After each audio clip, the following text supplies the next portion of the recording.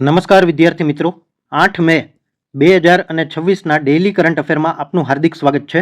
મિત્રો, છેલ્લે સુધી જોડાયેલા રહેજો જેથી કરીને અગત્યનો એક પણ ટોપિક આપનાથી મિસ ન થઈ જાય. હવે ક્વેશ્ચન નંબર 1, ભારત 22મી કોમનવેલ્થ ટેબલ ટેનિસ ચેમ્પિયનશિપનું આયોજન ક્યાં કરવામાં આવશે? તો સાચો જવાબ આવશે મિત્રો ઓપ્શન સી, નવી દિલ્હી. તો આપણે એની વિગતે ચર્ચા કરીશું. હવે 22મી કોમનવેલ્થ ટેબલ ટેનિસ ચેમ્પિયનશિપ 2026 એનું આયોજન દિલ્હી ખાતે થયાગરાજ સ્ટેડિયમમાં કરવામાં આવશે. તારીખની વાત કરી તો 27 જુલાઈથી 2 ઓગસ્ટ 2026 દરમિયાન થશે. અને આનું મહત્વ એ છે કે ભારતના વિઝન 2036 મિશનનો ભાગ છે અને ભારતની આંતરરાષ્ટ્રીય રમત આયોજન ક્ષમતાને મજબૂત બનાવવા માટે આ આયોજન કરવામાં આવ્યું છે. હવે આ ટેબલ ટેનિસ ટુર્નામેન્ટ છે એની જાહેરાત 6 મે 2026ના રોજ કરવામાં આવી અને ત્યાં જે દિલ્હીના ચીફ મિનિસ્ટર છે રેખા ગુપ્તા એમના દ્વારા જાહેરાત કરવામાં આવી. હવે આયોજકો કોણ કોણ છે? તો કે એક તો દિલ્હી સરકાર અને બીજું table tennis federation of India, બંને સહ આયોજકો છે. અને ભાગ લેનાર દેશોમાં 35થી વધારે કોમનવેલ્થ દેશોનો સમાવેશ થાય છે, જેમાં મુખ્યત્વે ઇંગ્લેન્ડ, કેનેડા, સિંગાપુર, ઓસ્ટ્રેલિયા અને દક્ષિણ આફ્રિકાનો સમાવેશ થાય છે. હવે મિત્રો ક્વેશ્ચન નંબર 2, ભારતમાં માતૃ અને બાળ સ્વાસ્થ્ય સેવાઓને મજબૂત કરવા કયા પ્લેટફોર્મ લોન્ચ કરવામાં આવ્યું? તો સાચો જવાબ આવશે મિત્રો ઓપ્શન બી, જનની ડિજિટલ પ્લેટફોર્મ. તો આપણે એના વિશે વિગતે ચર્ચા કરીશું. હવે આ જનની ડિજિટલ પ્લેટફોર્મ છે 7 મે 2026ના રોજ national summit on innovation and inclusivity જે ઉજવાઈ હતી એ દરમિયાન લોન્ચ કરવામાં આવ્યું. જનની એટલે શું? જર્ની ઓફ અન્ટેનાટલ, નાટલ અને નિયોનાટલ ઇન્ટિગ્રેટેડ કેર. હવે જે પહેલાં RCH પોર્ટલ હતું એનું અપગ્રેડેડ સેવા કેન્દ્રિત સંસ્કરણ બનાવવામાં આવ્યું છે. મુખ્ય વિશેષતા એ છે કે આમાં રિયલ ટાઈમ મોનિટરિંગ થશે અને ડિજિટલ ઓથેન્ટિકેશનથી લોગિન થશે. હવે ત્વરિત અસરથી 1.34 કરોડ નોંધણીઓ થઈ ગઈ છે અને 30 લાખ કરતાં પણ વધારે MCH કાર્ડ બની ગયા છે. માતા અને બાળકના મૃત્યુદરમાં ઘટાડો કરવા અને આરોગ્ય ક્ષેત્રે મહત્વપૂર્ણ ડિજિટલ સુધારણા કરવા માટે આ પોર્ટલ લોન્ચ કરવામાં આવ્યું છે. હવે જનની પોર્ટલમાં સંપૂર્ણ આરોગ્ય ટ્રેકિંગ થશે. ગર્ભાવસ્થા દરમિયાન, પ્રસૂતિ બાદની સંભાળ, નવજાત શિશુની દેખરેખ અને પરિવાર નિયોજન સેવાઓ માટે. હવે QR આધારિત ડિજિટલ MCH કાર્ડ બની જશે. QR કોડ દ્વારા ડૉક્ટર દર્દીની આરોગ્ય માહિતી તરત જોઈ શકશે. જો બીજા રાજ્યમાં દર્દી વહી જાય તો ત્યાં પણ માહિતી સરળતાથી ઉપલબ્ધ થઈ જશે. Automated alert system, high risk ગર્ભાવસ્થા માટે આપમેળે સૂચનાઓ મળશે ડૉક્ટરને. રિયલ ટાઈમ ડેશબોર્ડ બનાવવામાં આવશે અને જરૂરી આરોગ્ય ચકાસણી માટે ડ્યુ લિસ્ટ પણ એમાં જ અવેલેબલ થઈ જશે. અન્ય રાષ્ટ્રીય પ્લેટફોર્મ સાથે જોડાણ જેમ કે યુવિન જે રસીકરણનું છે અને પોષણ જે પોષણ માટેનું છે એની સાથે પણ આ જનની પોર્ટલને જોઈન્ટ કરી દેવામાં આવશે. સરળ નોંધણી, આમાં શું છે કે આભા અથવા તો આધાર બેમાંથી કોઈ પણ કાર્ડ દ્વારા જે વ્યક્તિ છે એ પોતાની રીતે જ આમાં નોંધણી કરાવી શકશે. હવે ક્વેશ્ચન નંબર 3, કયા ભારતીયને કેમ્બ્રિજ ડેડિકેટેડ ટીચર એવોર્ડ 2026ના દક્ષિણ એશિયા પ્રાદેશિક ખિતાબથી નવાજવામાં આવ્યા? તો સાચો જવાબ આવશે મિત્રો ઓપ્શન સી, સોમા મંડલ. તો આપણે એની વિગતે ચર્ચા કરીશું. હવે આ જે સોમા મંડલ છે દિલ્હીની GD ગોયંકા પબ્લિક સ્કૂલમાં વિજ્ઞાનના શિક્ષિકા છે.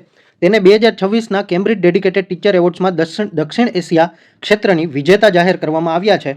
આની પહેલાં પણ આપણે ગ્લોબલ ટીચર પ્રાઇઝ જોયું હતું જેને ટીચિંગનું નોબેલ પ્રાઇઝ કહેવામાં આવે છે, જે રૂબલ નેગીને મળ્યું હતું 2026નું. તો એ પણ આપણે અહીં યાદ કરી લીધું છે. હવે વિશ્વ સ્તરે ગૌરવશાળી સિદ્ધિ કહેવાય કેમ કે આ જે ટીચર છે એને પર્યાવરણ શિક્ષણમાં ક્રાંતિકારી પહેલ લાવી દીધી. 126 દેશોમાંથી મળેલા 12,000થી વધુ નામાંકનોમાં આમની પસંદગી થઈ ગઈ અને પર્યાવરણ શિક્ષણ અને વિદ્યાર્થીઓને ક્લાઇમેટ એક્શન માટે પ્રેરિત કરવા બદલ આ સન્માન મળ્યું છે. તેમણે ક્લાઇમેટ આધારિત વિશેષ અભ્યાસક્રમ પણ તૈયાર કર્યો હતો. હવે તેઓ ગ્લોબલ વિનર માટેની અંતિમ યાદીમાં સામેલ થઈ ગયા છે અને આને પુરસ્કારમાં ત્યાંની જે ધનરાશિ હોય એવા 500 રૂપિયાના પુસ્તકો, ટ્રોફી અને કેમ્બ્રિજ પુસ્તકોમાં વિશેષ ઉલ્લેખ પણ મેળવ્યો છે. હવે ક્વેશ્ચન નંબર 4, જેરેમિયા માનેલે કયા દેશના વડાપ્રધાન હતા જેમને તાજેતરમાં પદ પરથી હટાવવામાં આવ્યા? તો સાચો જવાબ આવશે મિત્રો, તેઓ સોલોમન આઇલેન્ડ્સના વડાપ્રધાન હતા. હવે સોલોમન ટાપુઓના પ્રધાનમંત્રી છે બરાબર જેરેમિયા માનેલે, એને અવિશ્વાસ પ્રસ્તાવ મુકાઈ ગયો હતો એના વિરુદ્ધમાં 7 મે 2026ના રોજ બરાબર, અને એમાં એની હાર થઈ ગઈ. વિરોધમાં 26 મત પડ્યા, પક્ષમાં 22 પડ્યા. નવા નેતાની પસંદગી સુધી હવે તેઓ કાર્યકારી વડાપ્રધાન રહેશે અને નવા પ્રધાનમંત્રી માટે પ્રક્રિયા ચાલુ થઈ ગઈ છે. નવા પ્રધાનમંત્રી માટે મુખ્ય 2 દાવેદારો છે, એક છે મેથ્યુ વેલ અને એક છે પીટર સાનેલ અગોવાકા. તો આટલું યાદ રાખજો. હવે હટાવવાના મુખ્ય કારણ શું છે? તો કે સરકાર ઘણા મંત્રીઓ અને સાંસદો વિરોધ પક્ષમાં જોડાતા તેઓએ બહુમતી ગુમાવી દીધી. વિરોધ પક્ષે નબળું નેતૃત્વ, ભ્રષ્ટાચાર અને લાંચના આરોપ પણ લગાવી દીધા અને 2023માં જે પેસિફિક ગેમ્સ યોજાઈ હતી એના ખર્ચમાં પારદર્શિતાના અભાવ હોવાનો પણ આક્ષેપ લાગ્યો હતો. અવિશ્વાસ પ્રસ્તાવ ટાળવા માટે સંસદ બેઠક મોડું બોલાવવાના મુદ્દે અદાલતે હસ્તક્ષેપ પણ કરવો પડ્યો હતો. તો આટલું યાદ રાખજો. હવે ભારતની પ્રથમ સ્પેસ ટેક યુનિકોર્ન કંપની કઈ બની? તો સાચો જવાબ આવશે મિત્રો ઓપ્શન બી, સ્કાયરૂટ એરોસ્પેસ. હવે આ જે સ્કાયરૂટ એરોસ્પેસ છે ભારતની સ્પેસ ટેક યુનિકોર્ન કંપની બની ગઈ છે સૌ પ્રથમ. 7 મે 2026ના રોજ એને યુનિકોર્ન દરજ્જો પ્રાપ્ત થયો. પહેલા 60 મિલિયન ફંડિંગ મળ્યું, એટલે હાલનું ફંડિંગ ટોટલ 1.1 બિલિયનનું એનું ફંડિંગ થઈ ગયું છે. અને વિક્રમ-1 રોકેટનું પ્રથમ ઓર્બિટલ લોન્ચ કરવાનું મુખ્ય લક્ષ્ય છે. 2027 સુધી દર મહિને લોન્ચ કરવાની ક્ષમતા વિકસાવી દેવામાં આવશે અને વિક્રમ-2 રોકેટના વિકાસને પણ ઝડપી બનાવવાનું લક્ષ્ય રાખવામાં આવ્યું છે. હવે સ્કાયરૂટ એરોસ્પેસ ભારતની અવકાશ ક્રાંતિ કહેવાય, કારણ કે ફંડિંગમાં શેરપાલો વેન્ચરસ અને જીઆઈસી મુખ્ય રોકાણકાર રહ્યા હતા. કંપનીની સ્થાપના 2018માં પૂર્વ ઇસરો વૈજ્ઞાનિકો, એક છે પવનકુમાર ચાંદના અને બીજા છે નાગા ભરત દિક્કા, એના દ્વારા કરવામાં આવી હતી. 2018માં સ્થાપના. 2022માં કંપનીએ વિક્રમ-S લોન્ચ કરી અવકાશમાં પહોંચનાર ભારતનું પ્રથમ ખાનગી રોકેટ બનાવી દીધું અને કંપની 3D પ્રિન્ટેડ એન્જિન અને કાર્બન કોમ્પોઝિટ ટેકનોલોજીનો ઉપયોગ કરે છે. તો આટલી માહિતી યાદ રાખી લેજો. હવે ક્વેશ્ચન નંબર 6. ભારત અને કોને મળીને આશરે 169 કરોડ રૂપિયાની ઈવી બેટરી રિસાયકલિંગ પહેલ શરૂ કરી? તો સાચો જવાબ આવશે મિત્રો ઓપ્શન સી, યુરોપિયન યુનિયન. તો આપણે એના વિશે વિગતે માહિતી જોઈશું. ભારત અને યુરોપિયન યુનિયને ઈવી બેટરી રિસાયકલિંગ માટે ઐતિહાસિક સમજૂતી કરી. 15.2 મિલિયન એટલે અંદાજે 169 કરોડ રૂપિયાની સંયુક્ત પહેલ છે, જે 6 મે 2026ના રોજ કરવામાં આવી. હવે આનાથી શું છે કે વધુ સામગ્રી પુનઃપ્રાપ્ત દર વધારવાનો, કે જેથી કરીને જે ધાતુઓ વેસ્ટ થઈ જતી હતી એને બચાવી શકાય. હવે મિશ્ર બેટરી કેમેસ્ટ્રી હેન્ડલિંગ, એટલે કે મિશ્ર બેટરી કેમેસ્ટ્રી હેન્ડલિંગ એટલે અલગ અલગ પ્રકારની જે અલગ અલગ કેમિકલ પ્રોસેસથી બનેલી બેટરી હોય એને કઈ રીતે હેન્ડલ કરવું અને ડિજિટલ કલેક્શન સિસ્ટમ બનાવવાની કે દરેક જગ્યાએથી આ રીતનો વેસ્ટ પ્રાપ્ત કરી શકાય. ઇન્ડિયા યુ ટ્રેડ અને ટેકનોલોજી કાઉન્સિલિંગ TTC હેઠળ આ જે સમજૂતી છે એ જાહેર કરવામાં આવી છે.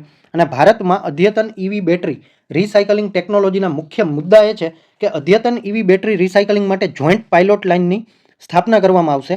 લિથિયમ, કોબાલ્ટ અને ગ્રેફાઇટ જેવા મહત્વપૂર્ણ ખનિજો પુનઃપ્રાપ્ત કરવાનું લક્ષ્ય છે. વર્ચ્યુઅલ માઇન સંકલ્પના દ્વારા આયાત પર નિર્ભરતા ઘટાડવાના પ્રયાસ માટે આ કરવામાં આવી રહ્યું છે. અને આમાં વિત્ત પોષણ એટલે કે ઇન્વેસ્ટમેન્ટ કોણ કરશે?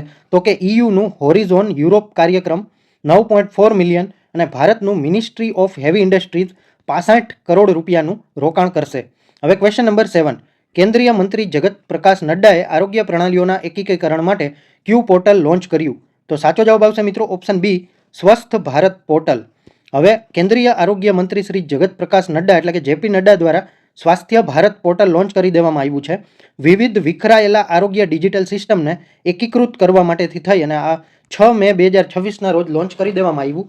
અને આ જે સમિટ હતી જેની પહેલાં આપણે જનની પ્લેટફોર્મની વાત કરી, માતા અને બાળકના આરોગ્ય ટ્રેકિંગવાળી, એ જ સમિટ દરમિયાન આ પ્લેટફોર્મ પણ લોન્ચ કરી દેવામાં આવ્યું છે. હવે રાષ્ટ્રીય સ્વાસ્થ્ય પ્લેટફોર્મ નવીનતા અને સમાવેશતા એટલે કે 10મું નેશનલ સમિટ ઓન ઇનોવેશન અને ઇન્ક્લુઝિવિટી હતી ત્યારે આ લોન્ચ કરવામાં આવ્યું. એક જ પ્લેટફોર્મ પરથી વિવિધ રાષ્ટ્રીય આરોગ્ય કાર્યક્રમોની સેવા ઉપલબ્ધ થઈ જશે. API આધારિત ફેડરેટેડ આર્કિટેક્ચર દ્વારા અલગ અલગ હેલ્થ એપ્લિકેશનોનું જોડાણ કરવામાં આવશે. મલ્ટિપલ લોગિન અને વારંવાર ડેટા એન્ટ્રીની જરૂરિયાત નહીં રહે. હવે Ayushman Bharat digital mission ABDM સાથે પણ આ સુસંગત છે અને આભા સાથે જોડાણથી સુરક્ષિત આરોગ્ય રેકોર્ડ વિનિમય શક્ય બનશે. આશા, ANM, CHO જેવા આરોગ્ય કર્મચારીઓને એક જ પ્લેટફોર્મ પરથી વિવિધ સેવાઓ પ્રાપ્ત થશે. સરકાર મુજબ 20%થી લઈ અને 30% સુધી ઇન્ફ્રાસ્ટ્રક્ચર અને કોમ્પ્યુટ રિસોર્સ લોડમાં ઘટાડો પણ થઈ જશે. હવે ક્વેશ્ચન નંબર 8. મે 2026માં ભારતની સ્વદેશી સેલ બ્રોડકાસ્ટ સિસ્ટમનું કોણે લોન્ચ કરી? તો સાચો જવાબ આવશે મિત્રો ઓપ્શન સી, જ્યોતિરાદિત્ય સિંધિયા. કેન્દ્રીય સંચાર મંત્રી જ્યોતિરાદિત્ય સિંધિયાએ 2 મે 2026ના રોજ ભારતની સ્વદેશી સેલ બ્રોડકાસ્ટ સિસ્ટમ લોન્ચ કરી દીધી છે. હવે આમાં મુખ્યત્વે 2 મંત્રાલયો છે. એક ગૃહ મંત્રાલય એટલે કે મિનિસ્ટ્રી ઓફ હોમ અફેર્સ અને એક છે NDMA, નેશનલ ડિઝાસ્ટર મેનેજમેન્ટ ઓથોરિટીએ મળીને આ પોર્ટલ લોન્ચ કરી દીધું છે. બરાબર, આપત્તિ ચેતવણી સિસ્ટમના મુખ્ય પાસા એ છે સિસ્ટમનો વિકાસ સેન્ટર ફોર ડેવલપમેન્ટ ઓફ ટેલિમેટિક્સ દ્વારા કરવામાં આવ્યો છે. કુદરતી આફતો જેવી કે આપત્તિ સમયે લાખો મોબાઈલ ઉપકરણો પર તરત જ જીઓ ટાર્ગેટેડ ઇમરજન્સી અલર્ટ મોકલવું સંભવ બની જશે. 2G થી 5G સુધીના નેટવર્ક પણ સપોર્ટ કરશે.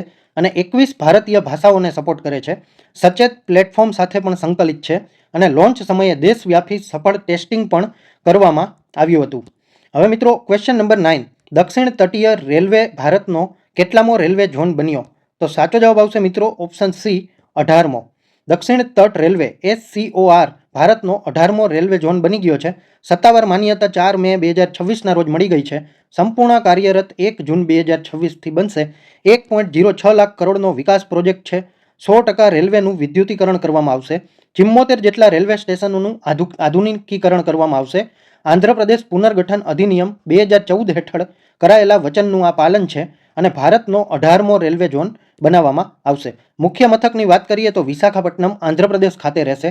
આ સિવાયના મુખ્ય વિભાગો નવું વિશાખાપટ્ટનમ ડિવિઝન, ગુંટુર, વિજયવાડા અને ગંટાકલ, આ 4 મુખ્ય વિભાગો રહેશે. હવે આ કાર્યક્ષેત્રની વાત કરીએ તો આજે 18મો જે બન્યો છે રેલવે ઝોન એ આંધ્રપ્રદેશ, તમિલનાડુ, તેલંગાણા, કર્ણાટકના કેટલાક વિસ્તારોને પણ આવરી લેશે. હવે ક્વેશ્ચન નંબર 10, અશ્મિભૂત ઇંધણથી દૂર થવા પર પ્રથમ આંતરરાષ્ટ્રીય પરિષદ કયા દેશમાં યોજાઈ હતી? તો સાચો જવાબ આવશે મિત્રો ઓપ્શન બી, કોલંબિયા. હવે જીવાશ્મ ઇંધણ એટલે કે ફોસિલ ફ્યુલ્સમાંથી બહાર આવવા માટે પ્રથમ આંતરરાષ્ટ્રીય પરિષદ યોજાઈ ગઈ. 24થી લઈ અને 29 એપ્રિલ 2026 સુધી યોજાઈ હતી. સાન્ટા માર્ટા કોલંબિયા ખાતે યોજાઈ હતી અને સહ આયોજક એક તો કોલંબિયા અને બીજા છે નેધરલેન્ડ. હવે જીવાશ્મ ઇંધણના ક્રમશઃ નાબૂદી માટે સમર્પિત વિશ્વની પ્રથમ મોટી પરિષદ હતી અને ફોસિલ ફ્યુલ નોન પ્રોલિફેરેશન ટ્રીટી પહેલ સાથે જોડાયેલી છે. હવે બીજી પરિષદ આની 2027માં યોજાશે અને એના સહ આયોજકો તુવાલુ અને આયર્લેન્ડ રહેવાની શક્યતા છે. હવે સાન્ટા માર્ટા પ્રોસેસની સફળતા એ છે કે વૈશ્વિક ઉર્જા પરિવર્તન પર તેમણે મુખ્ય ફોકસ રાખ્યું છે. 57થી વધુ દેશોના મંત્રીઓ અને પ્રતિનિધિઓની ભાગીદારી થઈ હતી. આનો મુખ્ય હેતુ તેલ, ગેસ અને કોલસાના વૈશ્વિક ઉપયોગને તબક્કાવાર બંધ કરવો, નવી ઇન્ટરનેશનલ સાયન્સ પેનલની સ્થાપના કરવી અને સાન્ટા માર્ટા પ્રોસેસ હેઠળ રિન્યુએબલ એનર્જી તરફ પરિવર્તન માટે માર્ગદર્શિકા બનાવવામાં આવી છે. આમાં 12 એક્શન ઇનસાઇટ્સ પણ જાહેર કરવામાં આવ્યા છે જેનું દરેક પ્રતિનિધિઓએ પાલન કરવાનું રહેશે. હવે મિત્રો આ વિડીયો જોવાથી તમારા નોલેજમાં વધારો થયો હોય તો વિડીયોને એક લાઇક જરૂરથી આપી દેજો. તમે કઈ એક્ઝામની તૈયારી કરો છો એ કમેન્ટ કરી અને જણાવી દેજો. જો કોઈ તમારા મિત્રો આ એક્ઝામની તૈયારી કરતા હોય તો એના વિડીયો અચૂકથી શેર કરી દેજો અને આ ચેનલમાં તમે નવા હોય તો આ ચેનલને સબસ્ક્રાઇબ કરી દેજો અને બેલ આઇકન પણ દબાવી દેજો જેથી કરીને આવનારી અમારી એક પણ ઇમ્પોર્ટન્ટ નોટિફિકેશન આપનાથી મિસ ન થઈ જાય. ધન્યવાદ.